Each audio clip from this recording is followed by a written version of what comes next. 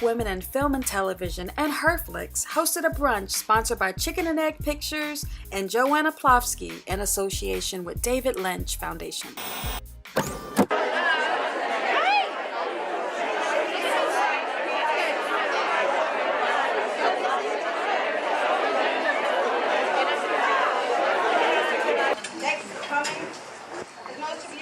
New York Women in Film and Television, HIFF, is a wonderful community of women in our business who strive every day to help each other succeed. Every time I'm around you, you just make me smile. Really? Yeah, you do. And congratulations on having all the ladies here today. Yes, I'm very excited. We thought we were going to have, for the caterer, 200, but we ended up having 250. A lot of people, and just everybody seemed to have a great time. Yeah. You're continuing to make a difference. You really are. Now tell us about some of the ladies that were here today and your role with the event.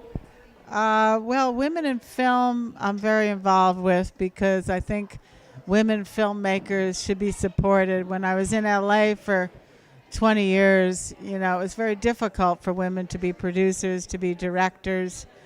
And this past year, I had a film that opened here last year at the film festival, My Reincarnation, by a wonderful director, Jennifer Fox, which I didn't really know how the film was going to do. And a lot of times these kind of smaller documentaries don't do that well across the country. This film did really well. It was in New York City at the Cinema Village Theater for 3 months. And every night we had questions and answers. And we had rabbis, we had gurus, we had all kinds of mystics, and I really saw how people really are interested in consciousness films, spiritual films, things that, talk about the soul and the spirit, and people. That's the kind of thing I'm excited about doing, and there was a major interest in it around the country. Right, and you make a difference in everything you do. Why don't you tell us more about the David Lynch Foundation project? Yeah. Well, I have been a teacher of transcendental meditation for 30 years and love the benefits of it. Those are my two loves, film and meditation. So I thought if I could bring the two together, this would be a great goal of mine. And David Lynch is also the same. He's obviously a world-famous director, and he's been meditating for many years. And he always says that if you really want to have great ideas, you need to dive deep into consciousness and find the best ideas down there, just like a fish in the sea. You don't want to just stay on the surface of the ocean. You want to go down into the depths and really pull out the creativity, the consciousness, the power from the deeper places so that when people then see your movies, they really have an effect on the person who watches them. Could you just describe your creative process? Ideas. We're nothing without an idea. So I say that a desire for an idea is like a bait on a hook. Transcend is the key word.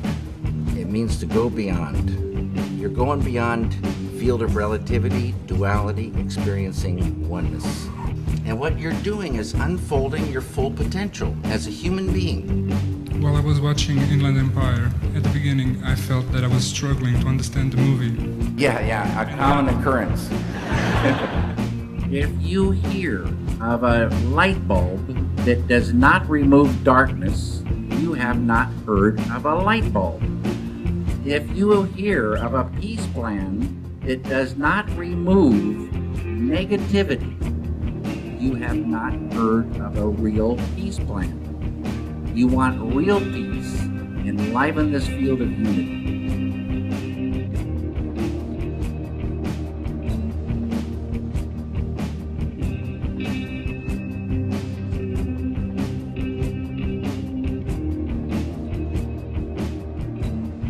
Now, how can young people, because I know that now they're doing meditation in the high schools and the schools, how can young people get more into this and their parents help the young people with meditation? Well, we're teaching meditation in many schools around the country. Anybody can learn to meditate. Anywhere you go, in every city around the country, you just go to tmtranscendentalmeditation.org or Google Transcendental Meditation and then put in your zip code, and then you can find out where in their area.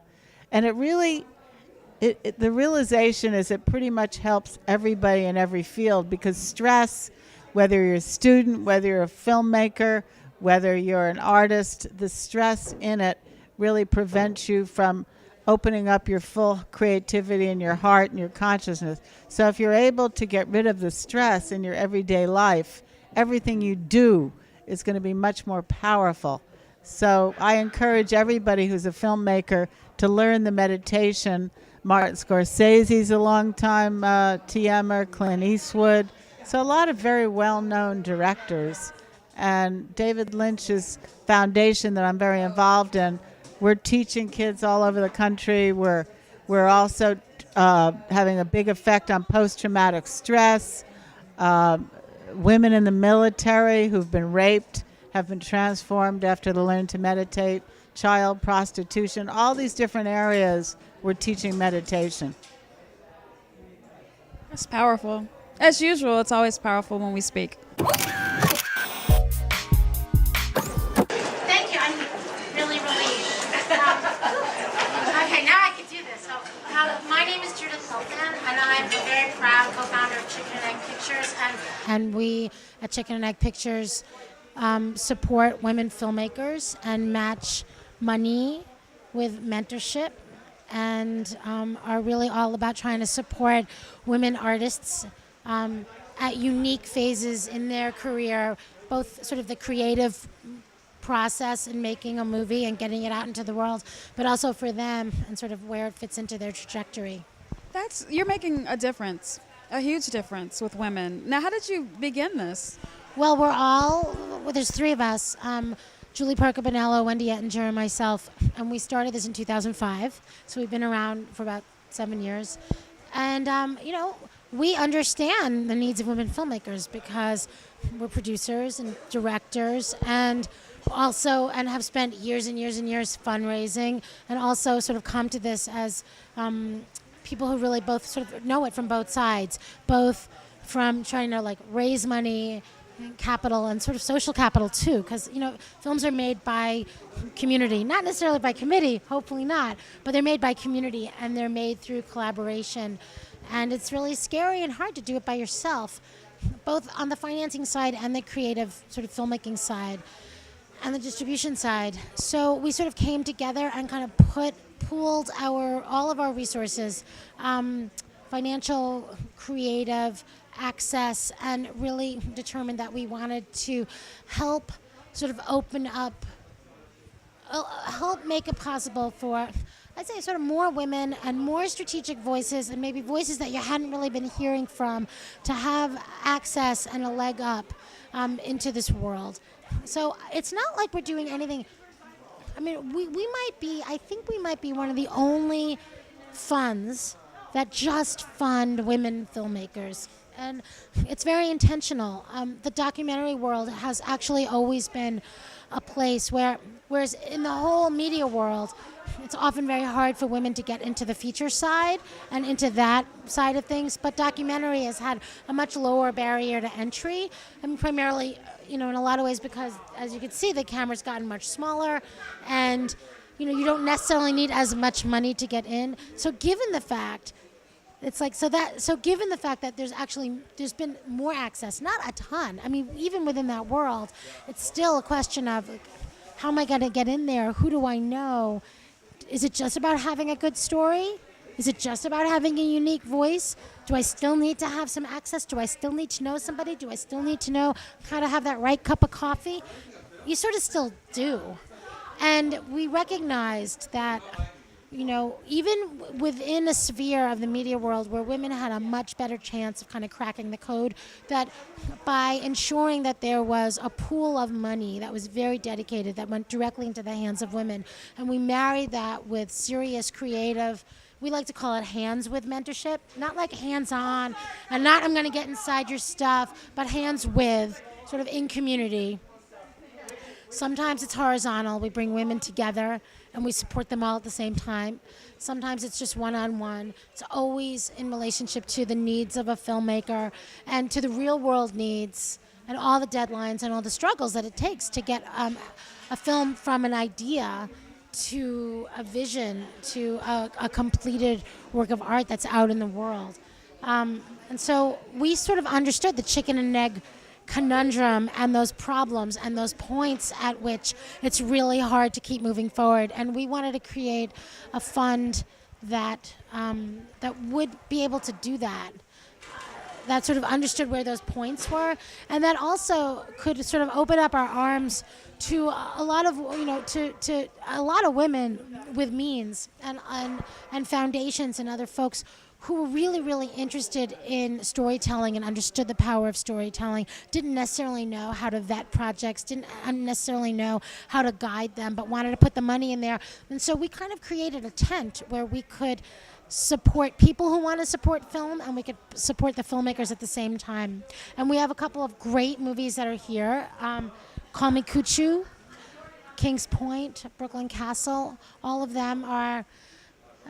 they've had their world premieres. This is definitely the Hamptons premiere. For some, it might be the New York premiere. But, the thing about premieres, it's always a premiere for that audience that's never seen it before. And I think a festival like this is all about making those connections and bringing good film to good people. So, and each one of those filmmakers, in that case, they're all they're all first-time directors. They've all sort of supported and worked with lots of other people, but they never actually sort of like said, okay, I'm going to stick my toe out there, I'm going to stick my neck out there, and I'm going to tell the story, myself, with my team. One is a short, Kings Point, and one deals with human rights. Call Me Cuckoo deals with human rights, the human rights of people to be able to love each other, no matter what their sexuality is, in Uganda. And the struggle for gays and lesbians to be able to be out. And they're struggling against, a heinous law that's hard for us to really imagine, death to homosexuals. And they started following the story way in advance of the lead character actually getting murdered, David Cato. And, we were able to support that movie sort of during its development and then during its completion. First game to be open in Uganda. I'm a teacher by profession. I went to one of the best schools, and here I am. If this bill passes, they say within 24 hours, someone should report the person he knows to be gay. We are really going back into a ministry regime. Now we have pushed the dialogue by force. This hot verdict today has shown that indeed justice is possible in this country. I'm going to continue on. Said this man should be arrested, tried, sentenced, hanged. I sleep here alone. Sometimes I feel if they come and get me, I will never know. The crowd is going crazy. God, he destroyed Sodom and Gomorrah just because of gays. They're going to begin killing us and just hitting us out here.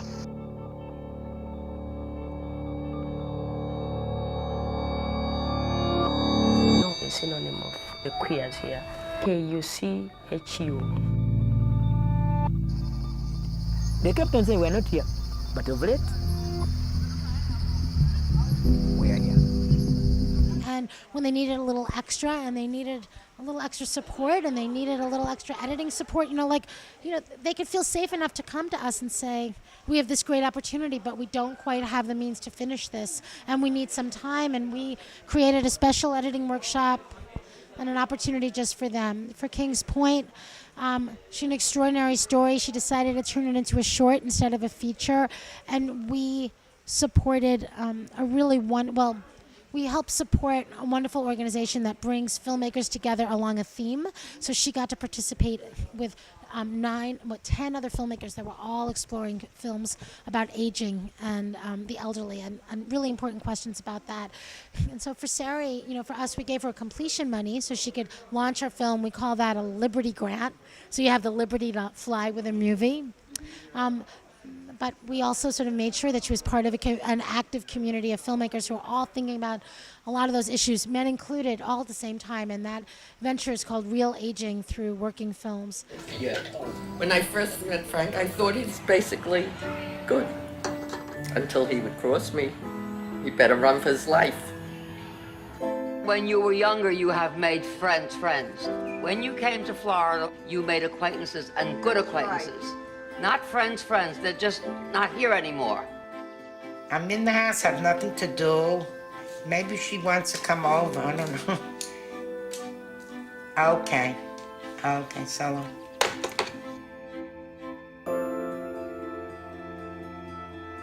Self-preservation is number one. At what age, it doesn't matter. Self-preservation is number one, always.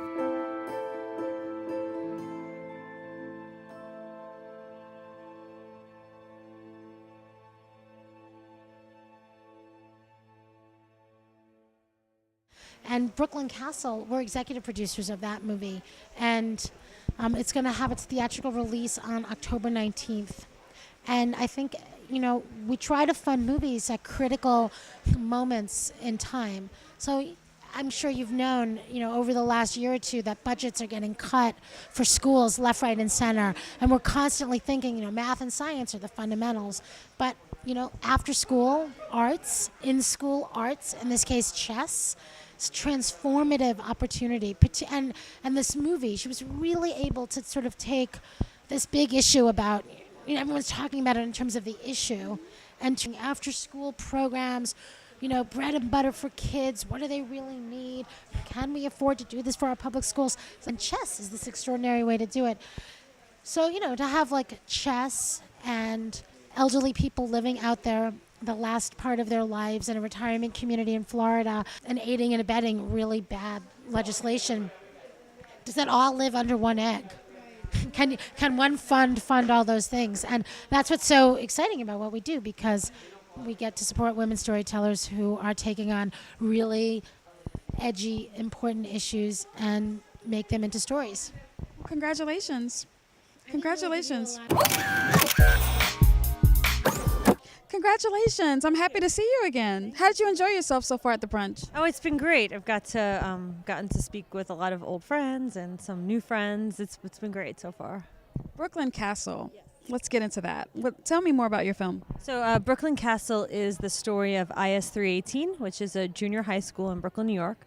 And they have the best junior high chess team in the nation. But it's an underserved school with a high percentage of student poverty. And so, you know, there's different challenges the school faces, but one of the biggest challenges the school is facing is that they got hit with really bad budget cuts. And the chess team, which is the best in the nation, is now potentially not able to compete at the highest level because of a lack of funding. Well, wow. Yeah. Now, how did you get involved in deciding to make a documentary? Well, I read about the story. I read an article in the New York Times 5 years ago, which led me to the story of IS 318, and I just thought it was a really inspiring story. I had no idea that Brooklyn was home to some of the best young chess players, or I should say at a public school. You know, a public school was home to some of the best young chess players, and I thought that was a neat story that people should know about, so we decided to jump in. Congratulations, and you've been at a lot of film festivals so far. Yeah, the film thankfully has gotten a great response so far. We premiered at South by Southwest, where we won the Audience Award, and we've been to maybe over a dozen since then. This is one of the last festivals for us because the film is opening October 19th in theaters in New York City to start, and then 15 or so cities to follow. We are IS 318 from Brooklyn, New York. Yeah, Williamsburg. We crush our opponents in chess, take all the trophies home. It started with this little group of kids. We got a couple of boards, and they came in and started playing, and we decided that we would take a try going to the Nationals because it would be a great experience for the children from 318 to travel to another state to enter in a chess competition. And we won. Then you win again. This goes on for 10 years. We're still winning.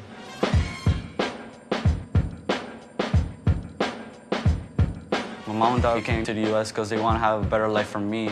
Most of my family are like housemaids, gardeners, painters. I'm playing in Girls Nationals because I want to win the scholarship. It's going to help my mom a lot because she can't afford to pay for college. They came to the United States because of the American dream. Look at all these medals. I'm very proud of you.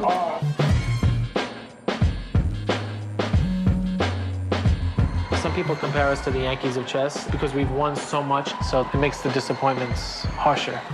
How'd you do, Rochelle? The smallest hint of failure, you don't want to have to face that. We just got caught $250,000. It would be a shame if, because of some corrupt bankers ruining the economy, that our kids couldn't go on the trips. As your school president, my primary goal is to restore money that was lost in the budget cuts. In the chess room, I'm probably almost to last place. Hey, at least I'm not last. More big games tomorrow. It's all on you. Yeah, that really helps a lot. I'm not here to get second. I don't know about you, I'm not here to get no second. Howdy, buddy. Let's ride. One. You could easily become the first African-American female to become a master. I can really do this. I believe in my dream. In some schools, if you're on the chess team, you're this pariah which no one wants anything to do with you. In 318, the geeks, they are the athletes. I'm gonna start off as a lawyer, then to district attorney, then to attorney general, and then to governor. From governor to senator, from senator to president. So the film will be playing at the landmark Sunshine in the East Village and at Lincoln Center uptown. Oh, perfect. Congratulations.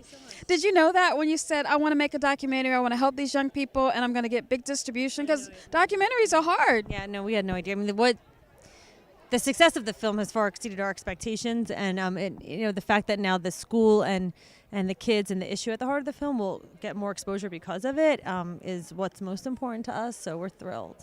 Congratulations. Congratulations. Now, are you continuing your documentary career to make more documentaries that are similar? I mean, definitely looking to continue my career. I don't know that the next film will be an exact, replica will be in the same category of this one, but I just hope that it's, the next film will have great characters like this film, and yeah, we're on the lookout for the next one. Let me ask you a question.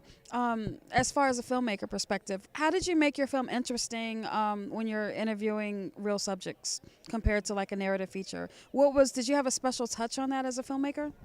In terms of making it interesting, I think you just have to be a good listener and tell an honest story, and be stay true to the characters.